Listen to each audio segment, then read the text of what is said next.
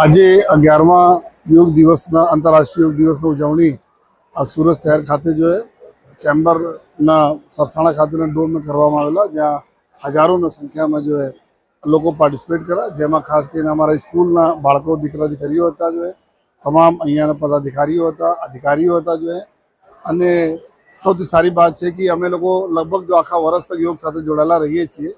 યોગ એક એવા પ્રક્રિયા છે જેનાથી આપણા માનસિક સ્વાસ્થ્ય અને શારીરિક સ્વાસ્થ્ય બંને જો જાળવી રાખી શકીએ છીએ અને પૂરા વર્લ્ડમાં જો માનનીય પ્રધાનમંત્રી સાહેબના પ્રયાસોથી જો આ યોજવામાં આવે છે જો આજનો દિવસ, તો અમે બધાના અમારા પોલીસ પરિવાર તરફથી બધા લોકોને વારંવાર એક ઉપરવાળા પ્રાર્થના કરીએ છીએ, રિક્વેસ્ટ બી કરીએ છીએ, अपने आप स्वस्थ રાખો અને સ્वस्थ રાખવા માટે આપ યોગ નિયમિત કરો જોઈએ।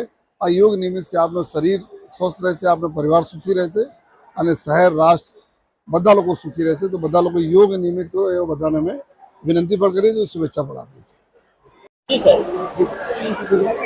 11મા આંતરરાષ્ટ્રીય યોગ દિવસ નિમિત્તે સૌ સુધીજનોને ખૂબ ખૂબ અભિનંદન અને શુભેચ્છા। આપણે સૌ જાણીએ છીએ તેમ આદરણીય વડાપ્રધાન મોદી સાહેબે દેશને અને વિશ્વને યોગનું મહત્વ સમજાવ્યું અને યુનોમાં 21મી જૂનને આંતરરાષ્ટ્રીય યોગ દિન તરીકે પ્રસ્થાપિત કર્યું છે। યોગથી તન અને મનની શુદ્ધિ થાય છે, તંદુરસ્તી સારી રહે છે અને હંમેશા તણાવ મુક્ત રહેવાય છે। સૌ સુધીજનોને હું યોગ સાથે જોડાવા માટે હાર્દિક અપીલ કરું છું।